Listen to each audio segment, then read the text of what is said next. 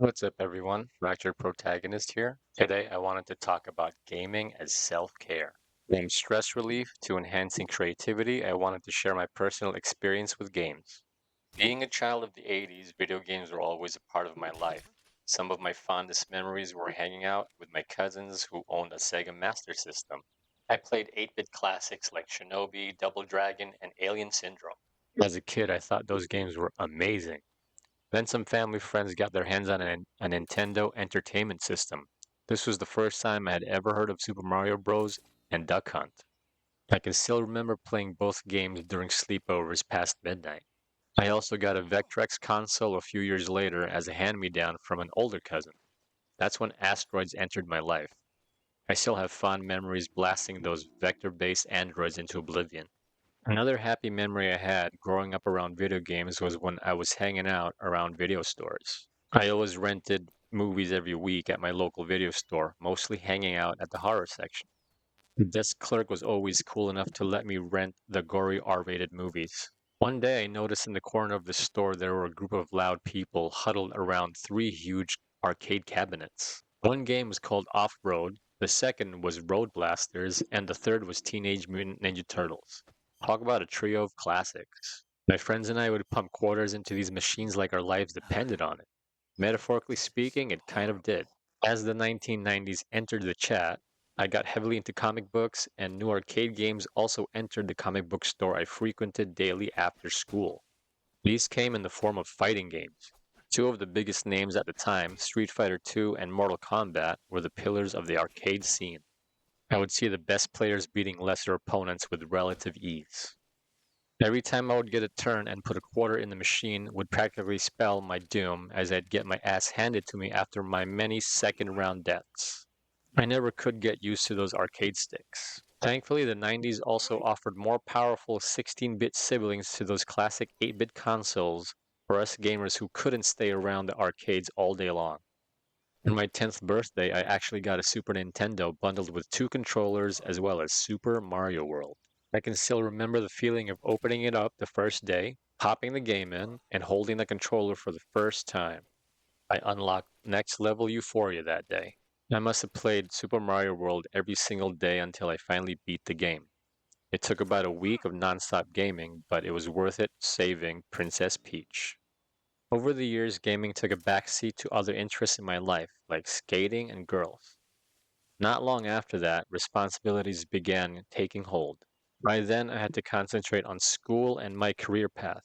I did still play video games, but only sparingly at friends' houses, and missed out on a lot of big console releases, like the Nintendo 64, Sega Saturn, and the PlayStation 1 and 2. It wasn't until the Nintendo Wii and PlayStation 3 were announced that games piqued my interest once again. It was at this time that I was considering actually getting the original Wii at launch, but was convinced otherwise to instead purchase the PS3, as it was the quote-unquote more powerful machine with better games. I still have my OG PS3 tucked away somewhere. These days, as a single dad, my gaming revolves around more bite-sized handheld titles on mobile. After long days at work, I like to just be able to pick up something, play it for a little while, then put it down. Games that don't have huge commitments are more my sweet spot right now. However, I recently fired up my PS3 Slim as well as my PS4 for some Mortal Kombat and Doom Eternal. I've even played some Metal Gear Peace Walker on my OG PSP for shorter mission-based gaming. Now, depending on how much time you have or your energy levels after work, you can probably pop a game into your console of choice and start playing right off the bat.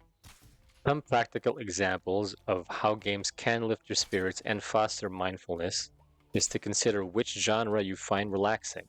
If you want, you can start off on the retro route with the classics like maybe anything in the Super Mario Bros. Series.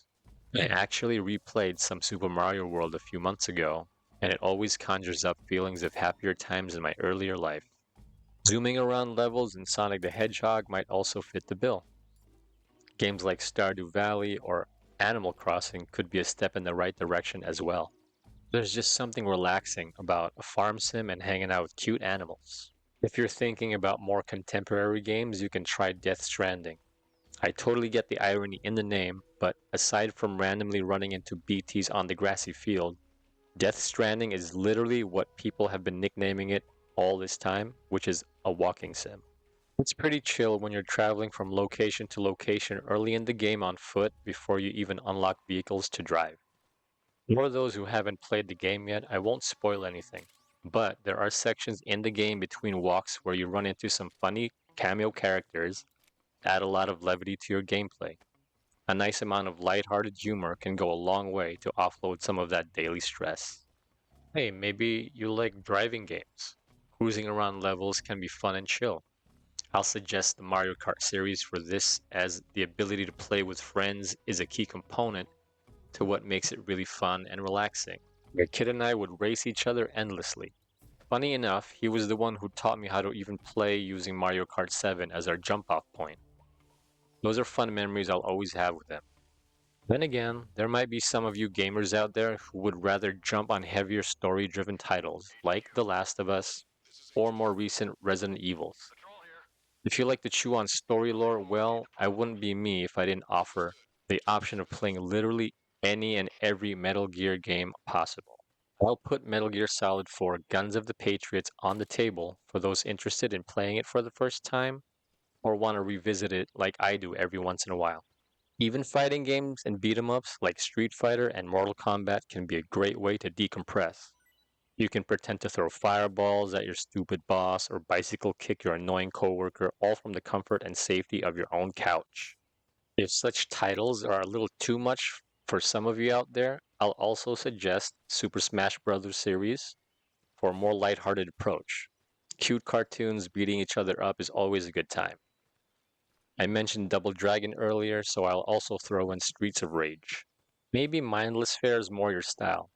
Now, I wouldn't exactly call this series mindless, but the Doom franchise is where you can just haul ass and run and gun demons down to your heart's content. The original Doom games are some of the most fun games I've had with my kid. We would both 1v1 each other for days. I've also had a good time with Doom 2016 and Doom Eternal. I still have to play and get my hands on Dark Ages though. Games are also good for your brain. They're basically all problem solving sims. You play a protagonist who encounters many problems on any given level and has to figure out all the different ways in which to solve them. These quote unquote problems increase with difficulty as you progress through the game, forcing you to use your mental fortitude to figure out how to overcome these mounting obstacles. You see, games aren't just for kids. In closing, no matter what the genre, gaming can most definitely be an awesome outlet for relieving stress and anxiety. Gaming offers different ways to tap into your emotions to let off some steam. Whether you're looking for a daily stroll down memory lane or just want to have some easygoing fun after a long day, mashing buttons can be a way to help alleviate all that ails you. So, grab your controller and press play to prioritize your self care. Anyway, these are just my thoughts. If you found anything I said helpful, consider subscribing, liking, and leaving comments down below. That would be awesome.